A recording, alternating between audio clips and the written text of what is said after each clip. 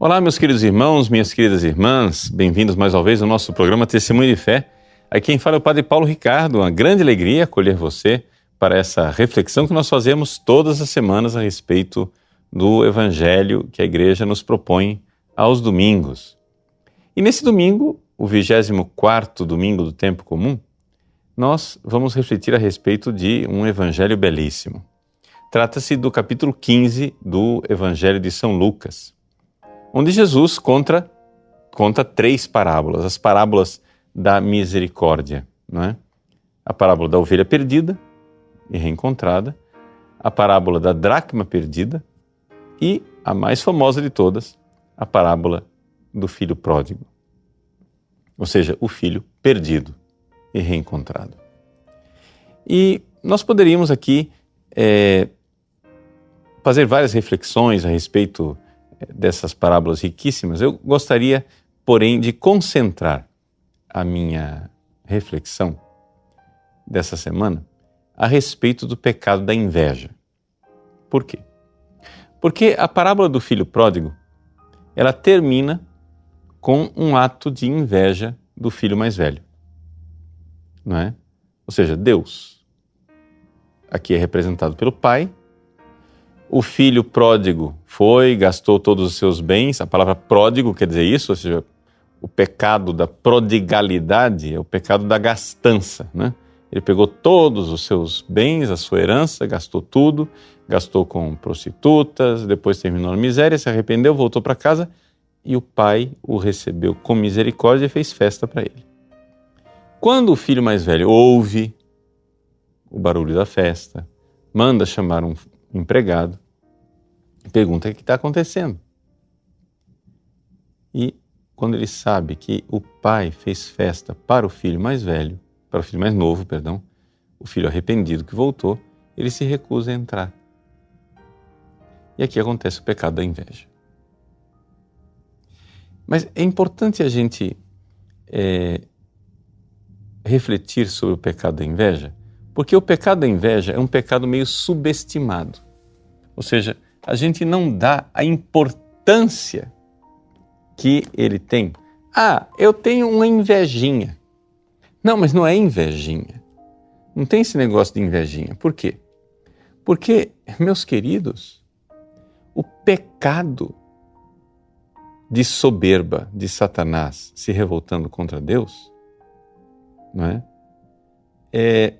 Deu origem à inveja que Satanás tem de Deus. Ou seja, Satanás tem inveja. E não somente isso, quando Satanás ficou sabendo que Deus estava planejando um lugar para nós no céu, que a gente tem um lugar para ver Deus, o diabo nunca viu Deus, nunca verá Deus, e nós veremos Deus. Ele ficou com inveja. E a própria Sagrada Escritura nos diz isso no livro da Sabedoria, capítulo 2, versículo 24. Foi por inveja do diabo que a morte entrou no mundo. Ou seja, foi por inveja que Satanás foi lá, seduziu os nossos primeiros pais e levou-os a pecar. Por quê? Porque queria impedir que a humanidade chegasse à vida eterna, à felicidade do céu. Inveja. Agora vejam, essa mesma inveja a serpente colocou no coração de Eva. Eva, você sabe por que Deus não quer que você coma dessa fruta proibida aqui? É porque vocês serão como Deus. Colocou dizendo que Deus tinha uma competição com eles. E colocou inveja, colocou Eva nessa posição de inveja. Não somente isso. Depois de expulsos no paraíso, quando vieram os primeiros irmãos, Caim e Abel, foi por inveja que Caim matou Abel. Depois, a inveja faz com que os irmãos compitam entre si. Veja a história de José. Foi por inveja que José foi vendido como prisioneiro no Egito. Foi por inveja que Saul quis matar Davi. E assim por diante, nós podemos pegar a inveja ao longo de toda a Sagrada Escritura e ver como a inveja está sempre lá presente e, sobretudo, e aqui, né, culmina aquilo que é a tragédia de todas as tragédias, Jesus foi condenado à morte por inveja. Sim, a própria Escritura diz isso. Mateus capítulo 27, versículo 18 diz: Pilatos bem sabia que eles haviam entregado Jesus por inveja. Isso está presente também no Evangelho de Marcos, capítulo 15, versículo 10.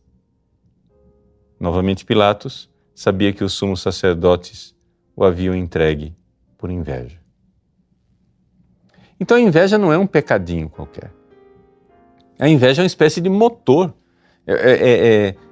Sabemos que na raiz de todos os pecados está a soberba. Mas a soberba leva para a inveja. Então vamos parar um pouco para pensar a respeito dessa realidade, porque a maior parte das pessoas trata a inveja como se fosse um pecadinho. Ah, estou com invejinha. De fato, pode acontecer de a inveja não ser pecado grave, mas ela por si mesma, não é? Por aquilo que ela é sim um pecado grave. E a gente precisa pensar nisso por causa de toda a destruição que isso causa na nossa vida. Então vamos lá, vamos refletir sobre essa parábola do filho pródigo. Veja, a primeira coisa que eu gostaria de notar é que a inveja é uma tristeza. Então, a gente, para saber das coisas, primeiro precisamos refletir a respeito das tristezas e alegrias. O que é inveja? A inveja é a tristeza de eu ver o bem do outro, como se aquilo fosse um mal para mim. Eu vejo o meu irmão, meu pai, fazendo festa para ele. Eu vejo o bem do meu irmão e, ao invés de eu me alegrar, não é? Eu me entristeço. Vejam a palavra que o pai dirige ao filho mais velho, né? Na porta de casa, insistindo para o filho entrar em casa, dizendo assim, né? Que, filho, tu estás sempre comigo e tudo que é meu é teu, mas era preciso festejar e alegrar-nos, porque o teu irmão estava morto e tornou a viver, estava perdido e foi encontrado. Isto é uma alegria. O que o pai está tentando ensinar para o filho mais velho é alegria do bem do outro. E veja, isso que eu estou fazendo festa para o teu irmão? Sim, mas isso não é uma depreciação para você, você não está perdendo nada. Mas o filho mais velho interpreta o bem do outro como um mal para si. Essa é a tragédia. Mas o bem do outro é um bem para nós também, e é aqui que está a alegria. O pai sente essa alegria. Então vejam que as parábolas do capítulo 15 de São Lucas, todas elas são marcadas com essa realidade da alegria. O que Deus está querendo nos ensinar é que Ele tem uma alegria com o nosso bem e que nós precisamos também ter alegria com o bem dos outros. Essa é a primeira coisa. Quando o Evangelho nos conta da parábola da ovelha perdida, o versículo 6 diz assim: chegando em casa, reúne os amigos e vizinhos e diz: alegrai-vos comigo, encontrei a minha ovelha que estava perdida. Alegrai-vos. Alegria. Depois, a segunda parábola, né, da dracma perdida, da moeda perdida. Quando a mulher encontra, reúne as amigas e vizinhas e diz: alegrai-vos comigo. Versículo 9. Então, a alegria é a tônica dessas três parábolas. A ovelha, a moeda e o filho que foram reencontrados causam alegria. Alegria com o bem do outro. Mas contrastando com isso tudo, a tristeza do filho mais velho. A tristeza pelo bem do outro. Agora, vejam, é também interessante notar que não existia tristeza somente no coração do filho mais velho. Tinha tristeza também no coração do pai e no coração do filho mais novo. Mas tristezas diferentes. Veja, o filho mais novo ficou triste, ele caiu em si. Né? Esse é o tipo da tristeza boa, né? Que São Paulo diz, é a tristeza que conduz à vida. Nem toda tristeza é ruim. É bom que você fique triste diante dos seus pecados, se arrependa, tome uma resolução, como o filho mais novo decidiu. Ele mudou de vida. Se ele não tivesse ficado triste, esse filho arrependido, esse filho pródigo, esse filho pecador, não voltaria para casa. Então existe uma tristeza que leva à vida. Isso é muito bom. Depois, quando o pai viu o filho chegando, vindo ao longe, ele se moveu de misericórdia. E o que é a misericórdia? A misericórdia é também uma espécie de tristeza. Uma tristeza pelo mal que o outro está sofrendo. Eu me compadeço. Eu padeço junto com ele. Não é? Então o pai vê o filho ao longe e fica triste. O pai poderia ter agido de forma horrível, se alegrando com o mal do filho. Porque tem isso também. Tem gente que se alegra com o mal dos outros. Isso é uma das expressões terríveis de inveja, que é o gozo na adversidade do próximo. O pai poderia ter visto o filho vir ao longe e dizer assim, bem feito, seu desgraçado, tá vendo? Aprendeu, vai, aprende. Eu não falei para você me obedecer? Não me obedeceu, tá vendo? Levou uma paulada na cabeça. Bem feito. Ou seja, o pai poderia se alegrar com a miséria. E poderia até se alegrar, a gente poderia até dizer, digamos, com uma certa sensação de justiça. Não é? Porque, afinal das contas, quem foi o ofendido? Foi o pai. Mas não. O pai sentiu tristeza, e esse é outro tipo de tristeza bom. Ou seja, a tristeza de ver o outro numa situação má, e eu me identificar tanto com o outro que o mal dele é mal para mim também. Eu quero tirá-lo daquele mal. Eu quero amá-lo para tirar daquele mal, tirar aquele mal das costas daquela pessoa. Então vejam que nem toda tristeza é ruim. A tristeza do arrependimento do filho pródigo não é ruim. A tristeza da misericórdia do pai não é ruim. Mas a tristeza com o bem alheio é ruim. E o nome dela é inveja. E quando a gente vê que o bem do outro é algo que me prejudica, a gente só consegue ver isso quando, no fundo, eu estou profundamente separado do outro. Veja, se eu sou um corpo e o meu corpo tem vários membros, quando eu faço alguma coisa boa para um dos membros do corpo, o corpo inteiro se alegra, ele não se inveja. Por exemplo, se eu resolvo tomar um sorvete e aquilo é muito saboroso, o sorvete é a alegria da língua, do paladar. Mas a mão não fica com inveja, a mão colabora e leva o sorvete até a boca. Os pés não ficam com inveja, os pés colaboram e vão até o balcão da sorveteria.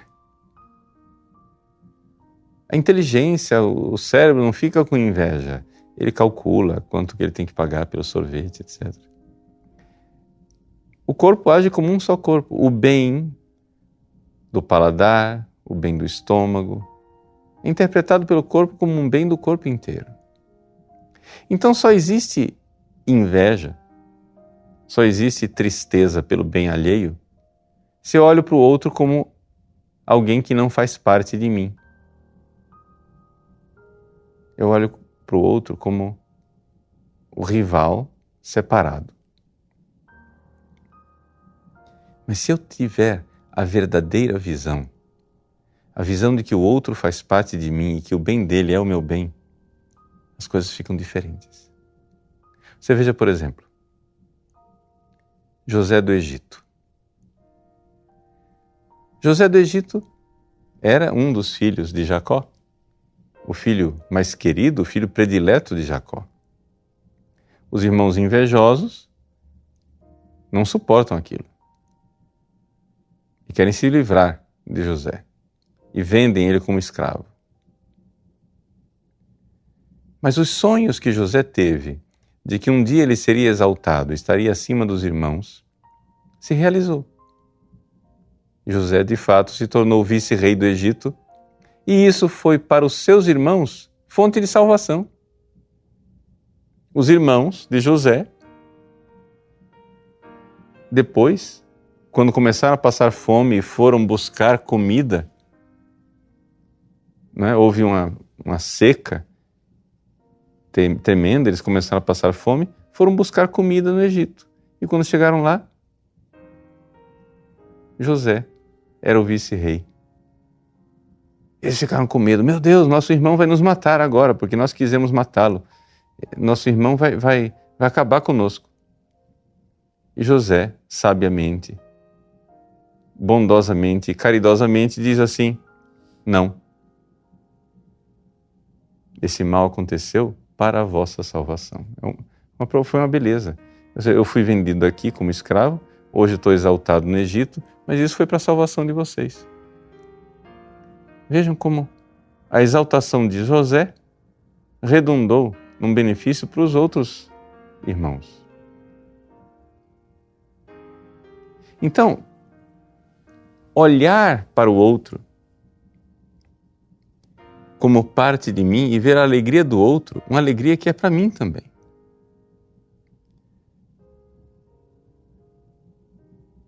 Veja, quando nós vemos os santos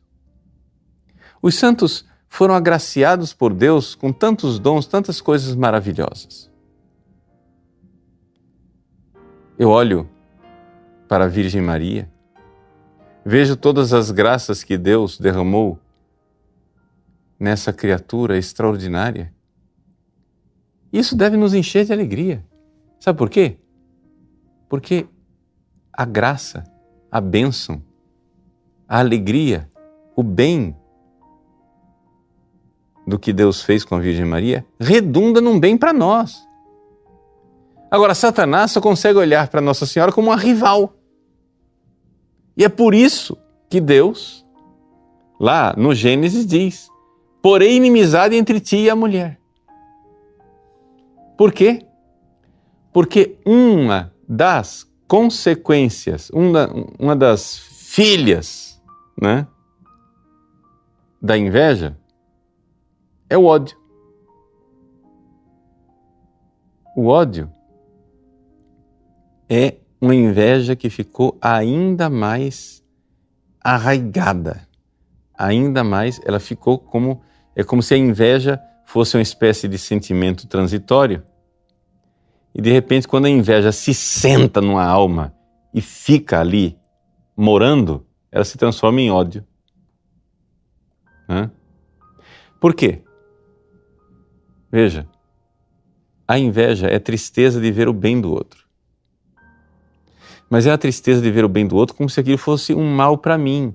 O filho pródigo está lá fazendo festa com o pai e o filho mais velho está aqui na porta, achando que aquela festa é um mal para ele, porque meu pai nunca fez festa para mim, nunca me deu um novilho cevado para eu fazer festa com os meus amigos. Eu olho o bem do filho pródigo como sendo o meu mal. Só que tem gente que dá um passo mais fundo ainda. Tem gente que fica triste com o bem do outro, ponto. O bem do outro, basta que o outro esteja bem. Não que aquilo vai me causar nada. Eu sei que não vai me causar nada. Não vai me arrancar nada. Não vai tirar o meu lugar. Mas eu fico com raiva da pessoa simplesmente pelo fato dela estar bem. Simplesmente pelo fato dela estar na alegria. Simplesmente pelo fato de que ela recebe bênçãos. E então eu odeio aquela pessoa. Eu odeio a pessoa porque eu fico triste, porque o bem daquela pessoa existe. Eu sei que não vai me causar nada, eu sei que não vai me influenciar em nada, não vai me prejudicar em nada. Então vejam como de abismo em abismo a coisa vai caindo. Vamos resumir um pouco aquilo que nós aprendemos nesse testemunho de fé para aplicar bem concretamente na nossa vida. Então vamos recapitular aquilo que eu tentei transmitir para vocês nessa reflexão. Vejam, o que acontece é o seguinte: um abismo invoca outro abismo. Essa é a grande realidade que a gente tem que entender. A soberba dá origem à inveja, a inveja dá origem ao ódio. Vamos, e vejam que tudo isso termina numa grande tragédia, que é uma oposição àquilo que é a coisa mais importante que nós temos, que é a caridade. Esse é o grande problema da inveja. É que a inveja se opõe à caridade. Então vamos entender como é que a coisa é gerada. Número 1, soberba. Satanás era dos anjos aquele a quem Deus mais deu talentos. Por natureza, Lúcifer era maior do que os outros anjos. E ele transformou isso numa rivalidade com Deus. Ou seja, a soberba de Satanás, ou seja, é uma desordem que Satanás teve com relação à sua própria excelência, ou seja, eu sou mais do que todo mundo, eu sou mais do que tudo, vocês aí me adorem. E essa é a soberba de Satanás. Foi exatamente através dessa mesma soberba que Satanás tentou Adão e Eva. Sereis como Deus. Não é? Essa realidade de querer, mas como? Ali, Satanás quis fazer algo contra Adão e Eva por inveja. Por quê? Porque Satanás nunca viu Deus face a face. E nunca verá. Mas Adão e Eva, e nós, fomos chamados por Deus para ver a Deus no céu. E aqui que está a coisa. Satanás viu o nosso bem como um mal para ele. E foi por inveja que ele seduziu nossos primeiros pais. Mas essa inveja, inicialmente, inveja simplesmente do bem do outro, se transformou em verdadeiro ódio. Porém, inimizade entre ti e a mulher, entre a tua descendência e a sua descendência. Ou seja, aquilo que verdadeiramente é a maior tragédia que existe, que é o ódio, ou seja, o pecado contra a caridade. Contra o não amar, odiar o outro, querer destruir o outro por isso. Então vejam como as coisas vão de abismo em abismo. Foi exatamente isso que aconteceu com Jesus. Os fariseus, soberbos, querendo eles serem o centro, os mestres em Israel, olham para Jesus e o invejam. Como o invejam, começam a tramar a sua morte. A inveja se transforma em ódio. Então, o evangelho deste domingo, que nos fala do filho pródigo, ele quer nos ensinar que existem certas coisas que não são tão inofensivas assim. O que é a inveja? É uma tristezazinha. Eu sinto triste de ver o bem do outro, como se aquilo fosse um mal para mim. Só que acontece que essa tristeza, ela toma conta e ela se opõe à caridade, se opõe ao amor. E Deus é amor e nos coloca exatamente no viés oposto, no caminho contrário, na contramão do amor que nós precisamos ter por Deus e pelo próximo. Deus quer o nosso bem. Ele se entristece, por assim dizer, como o Pai do Evangelho, com a nossa miséria e se compadece. Essa é a misericórdia. E Ele se alegra com a nossa salvação e com o nosso resgate. Existe mais alegria no céu por um pecador que se arrepende do que por 99 justos que não precisam de perdão. Essa é a alegria de Deus. Essa é a alegria que nós devemos aprender, uma alegria que conduz à caridade, que conduz a verdadeiro amor, o amor pelos nossos irmãos. Deus abençoe você, Deus abençoe sua família e que a alegria de Deus esteja em sua casa, hoje e sempre. Amém. Em nome do Pai, e do Filho, e do Espírito Santo.